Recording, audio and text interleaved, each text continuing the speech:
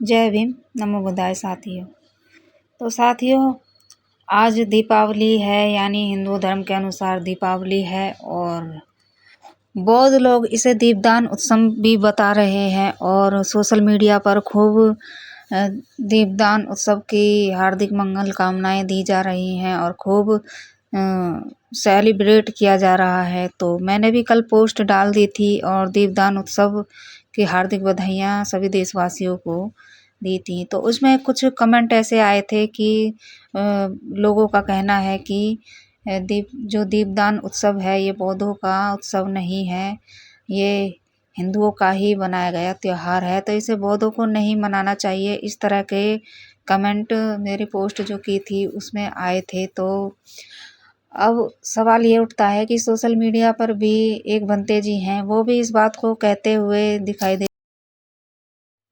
रहे थे कि दीपदान उत्सव बौद्धों का उत्सव नहीं है, इसको नहीं मनाना चाहिए। तो इसी चीज़ का पता लगाने के लिए मैं बौद्ध विहार में जो हमारे पास में ही था, तो मैं उसमें गई थी, वहाँ और जानकारी लेने के लिए भी गई थी, क्योंकि जो हम किताबों में पढ़ेंगे तो हमें बातों का कुछ पता चलेगा। तो सत्य बात पता करने के लिए बौद्ध विहार में मैं पहुंची थी। वहाँ पर भंते जी मिले थे और कुछ उपासक उपासिकाएं भी वहाँ पर बैठी हुई थी, जिन्होंने इस बौद्ध विहार का निर्माण किया था। वो समिति के सदस्य भी वहाँ पर बैठे हुए थे। तो वहाँ जाकर बैठने के बाद कुछ बुद्ध वंदना वहाँ पर लोगों ने की थी। बुद्ध वंदना करने के बाद भंते जी द्वारा कुछ बातें कही गई थी और समझाई गई थी बातें जो भंते जी कह रहे थे। सामाजिक तौर पर जो भ्रांतियाँ फैली हुई हैं, जो गलतफहमियाँ फैली हुई हैं, उसके बारे में भी भंते जी ने कुछ बातें कही थी और लोगों को समझाने की बात कही थी, जो लोग गुमराह हो रहे हैं अलग अलग बातों को लेकर। तो उन्होंने ख़ास तौर पर कहा था कि कहीं भी बौद्ध ग्रंथों में, बौद्ध पुस्तकों में ये नहीं लिखा है कि भगवान बुद्ध अपने कपिलवस्तु वापस लौटे थे और तब दीपदान उत्सव मनाया गया था। तो उन्होंने स्पष्ट तौर पर कहा है कि इस उत्सव को छोड़ देना चाहिए, इसको मनाना इतना ज़रूरी नहीं है। अगर आप चाहते हैं तो जो हमारे मेन उत्सव हैं आप उनको बना सकते हैं। ख़ास तौर पे जैसे बुद्ध पूर्णिमा है और 6 दिसंबर जो बाबा साहब का आता है परिनिर्वाण दिवस, उसको आप मना सकते हैं। और चीवड़ दान का उत्सव, आज आप चीवड़ दान कर सकते हैं। तो इस तरह की बातें उन्होंने बताई थी। तो भंते जी जो थे वो कह रहे थे कि आपके अगर मन में कोई सवाल है तो आप सवाल पूछ सकते हैं। तो मैंने भी उठकर इसी बात पर प्रश्न उठाया और सवाल मैंने पूछे कि भंते जी आप प्रकाश डालिए कि हमें दीपदान उत्सव मनाना चाहिए या नहीं। और जो समाज में जो सोशल मीडिया पर जो बातें फैली हुई हैं दीपदान उत्सव के बारे में, उस पर आप सच बात बताइए और क्या हकीकत है, जो क्या किताबों में लिखा हुआ है उसके बारे में आप प्रकाश डालिए। तो इस तरह की बातें मैंने वहाँ पर उठाई थी। लोग मेरी इस बात से सहमत भी हुए थे और उन्होंने भंते जी जो वहाँ बैठे हुए थे उन्होंने बात को समझा और उन्होंने अपनी बात फिर वहाँ पर रखी और लोगों को समझाने की वहाँ पर कोशिश की। तो चलिए आप देखते हैं कि किस तरीके से भंते जी समझाने का काम करते हैं और आप वीडियो में बने रहिए और समझने की आप कोशिश कीजिए आखिर में भंते जी क्या कह रहे हैं। क्या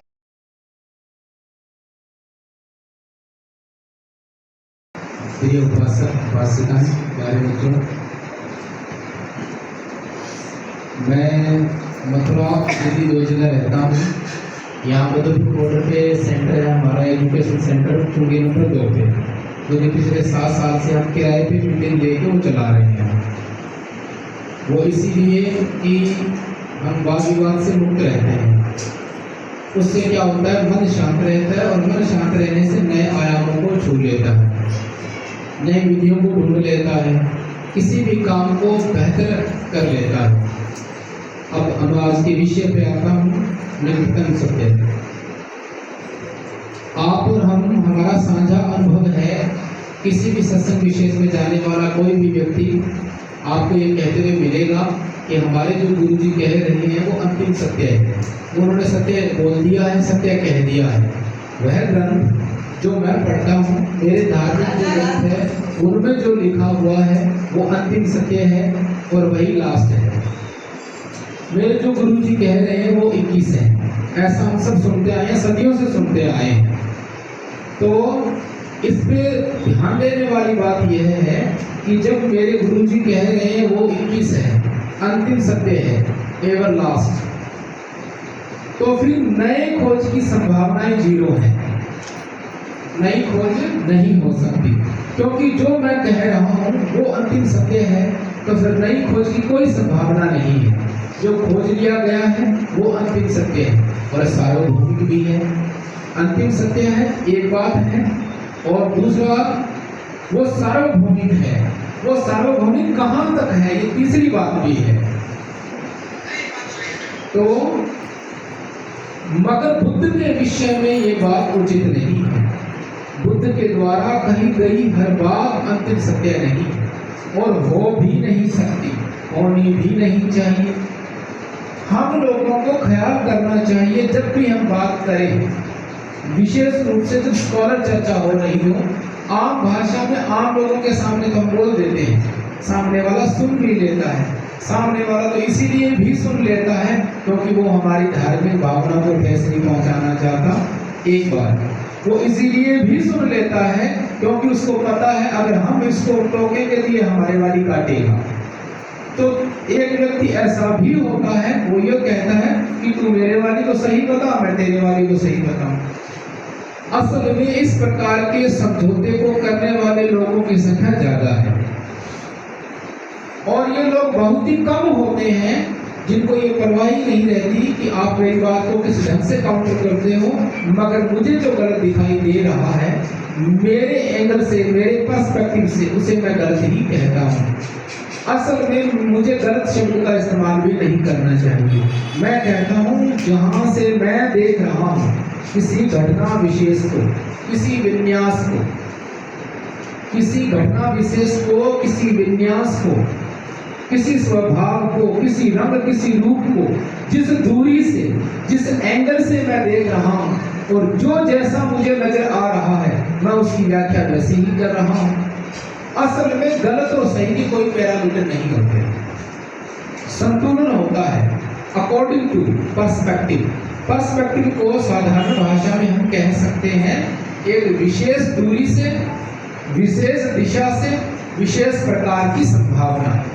विशेष दूरी, विशेष दिशा, और वहां से खड़े होकर जब हम किसी रूप, रंग, स्वभाव, घटना, परिघटना को देखते हैं तो वहां से संभावना निर्मित होती है। उदाहरण के लिए यदि मैं इस चबूतरे को सामने खड़ा होकर देखूं बैठ करके तो मुझे केवल यह दीवार दिखाई देगी। Now this is one possibility.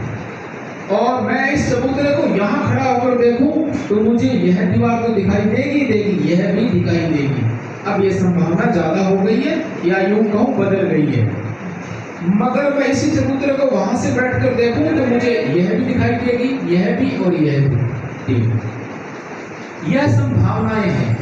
Point of view गलत हो सकता है, नजरिया गलत हो सकता है, मगर संभावनाएं गलत नहीं होती, वो कम और ज्यादा हो सकती है। Perspective is not right, is not wrong. Perspective is a possibility, just possibility. लेकिन नजरिया जो है वो गलत हो सकता है। किसी व्यक्ति को यहाँ से भी एक दीवार दिखाई दे रही है, उसको यहाँ से भी एक दिखाई देगी, उसको वहां से भी एक ही दिखाई देगी। ये गड़बड़ है, दोनों में अंतर तो पकड़ में आ गया। मैं बिल्कुल आम व्यवहार तक लाऊंगा इस बात को, ऐसा नहीं है इसी स्वरूप यहीं तक छोड़ दूं मैं। तो नजरिए में गड़बड़ जब होती है, दृष्टिकोण में जब कमी होती है, तो उस व्यक्ति विशेष को, माने उस दृष्टा को, उस सब्जेक्ट को वहां से, यहां से और वहां से एक ही फर्क दिखाई देगा, ओनली वन साइड। ये नजरिए में गड़बड़ है। यदि स्थान और दूरी बदलने पे इसकी व्याख्या बदल जाती है तो ये कहा जा सकता है कि इसका नजरिया सही है। न्यूज सुनते हैं आम लोग और सुनकर के एक पक्का पर्सपेक्टिव बना लेते हैं पहली 5 मिनटों में, बना दिया। फिर वही पत्रकार नई सूचना ऐड करता है तो पत्रकार अपना पर्सपेक्टिव चेंज कर लेता है, मगर सामने बैठे हुए दर्शकों में से बहुत ही कम लोग अपना पर्सपेक्टिव चेंज करते हैं और पत्रकार को दोगला बना देते हैं। यह चीज का तो खुद को समझ में नहीं आ रहा तो पत्रकार समझने के लिए न्यूज नहीं दे रहा, वो बता रहा है कि घटना ऐसी हो रही है। उसकी आंखें, उसका कैमरा सामर्थ्य है। तो न्यूज जैसे जैसे हम सुनते जाएं, रोज सुनते जाएं किसी घटना विशेष के बारे में, हमारा पर्सपेक्टिव बदल जाता है तो हम सही हैं, बदल ही जाना चाहिए। वापिस तो महाकारुणिक बुद्ध के द्वारा कही गई बात अंतिम सत्य नहीं है, यह स्टेटमेंट है।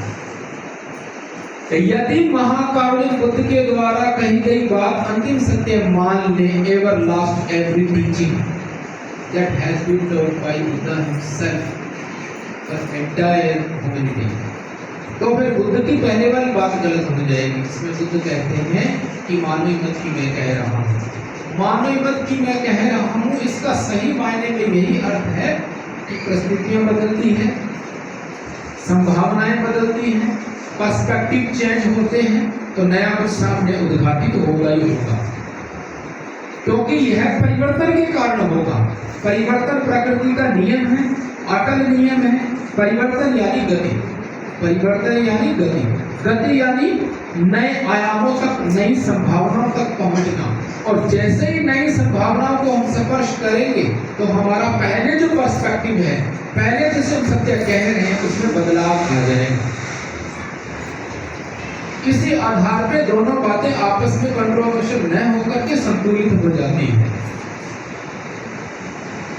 यहाँ तक तो गड़बड़ है, बताओ मेरे को, फिर मैं आगे बढ़ता हूँ। तो हम बुद्ध की बात को अंतिम सत्य न कहें, बाकी सारे जहां में सब सच बोलते हैं, सारे गुरु सच ही बोल कर गए हैं, सब ग्रंथों में सच लिखा हुआ है। आपको करना बात जो मैं बोलूंगा, मगर बुद्ध ही एक ऐसे है जो सच नहीं बोलते और बुद्ध को सच बोलना भी नहीं चाहिए। इससे सुंदर व्याख्या बुद्ध की हो नहीं सकती। बुद्ध ही मात्र एक ऐसे संसार में जो सच नहीं बोलते, और अंतिम सच तो बिल्कुल नहीं बोलते, बाकी सभी सच बोल रहे हैं। बुद्ध के द्वारा कही गई बात संभावित सत्य है। क्या है? संभावित सत्य, approximately truth, not absolutely truth. Absolutely का मतलब है स्पष्ट, 100/100, और अप्रोक्सीमेटली का मतलब है निकटतम, जितना हो सके। हर रोज, हर क्षेत्र में, हर दृष्टिकोण से खोज हो रही है। इसीलिए पुराना ज्ञान जो है उसमें परिवर्तन आना चाहिए। अगर हम इस बात को पक्का कर लें कि मेरे गुरुजी के द्वारा, ये तो क्या समझ ही रहे हो आप ना, मेरे गुरुजी के द्वारा कही गई बात अंतिम सत्य है, तो नई समस्या जो है उसका समाधान फिर मेरे पुस्तक में या मेरे गुरुजी के सत्संग में नहीं हो सकती। यदि बुद्ध की बात मानी जाए और धारण की जाए तो जैसे जैसे समस्याएं नहीं होगी, वैसा वैसा नया ज्ञान ही तो काम आएगा। नई बीमारी के लिए, अलग ढंग की बीमारी के लिए दवाई भी तो नहीं होनी चाहिए। असल में ज्ञान जो है ना, उसके बारे में 2 लाइन। ज्ञान का महत्व क्या है, मायने क्या है। असल में जब हम ज्ञान का आलाप करते हैं तो वो समस्या के संबंध में ही किया जाता है। ज्ञान की अन्य कोई उपयोगिता नहीं। बताओ क्या उपयोगिता हो सकती है? दवाई की कोई उपयोगिता है बिना बीमारी के? इसलिए बीमारी की घटना पहले घटित होती है, पीछे दवाई की। उसी प्रकार दुख पहले आया फिर बुद्ध आए। अगर दुख की घटना घटित नहीं होती तो दुख के घटित होने की संभावनाएं 0। ठीक उसी प्रकार ज्ञान का महत्व, मायने इस बात से सरोकार रखते हैं कि समस्या है।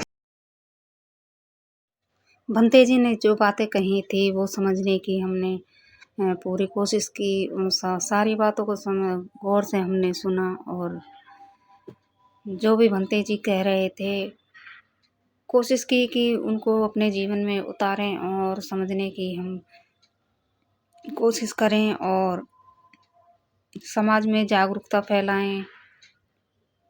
लोग ध्यान से सुन रहे थे उनकी बातों को और मैंने वहाँ पर किताबों का मुद्दा भी उठाया कि हम किताबें हमारे पास पढ़ने के लिए नहीं है। तो जो वहाँ समिति के जो सदस्य थे उनसे मेरी बात हुई थी तो उन्होंने मुझे आश्वासन दिया कि वो किताबें पढ़ने के लिए हमको देंगे और उन्होंने यह भी कहा कि आपको पैसे खर्च करने की ज़रूरत नहीं है, आपको हम पढ़ने के लिए किताबें फ्री में दे देंगे ताकि आप जानकारी ले सकें और समाज में जो सच्चाई है उसको फैला सकें। तो ये वीडियो कैसी लगी आपको कमेंट में ज़रूर बताएं।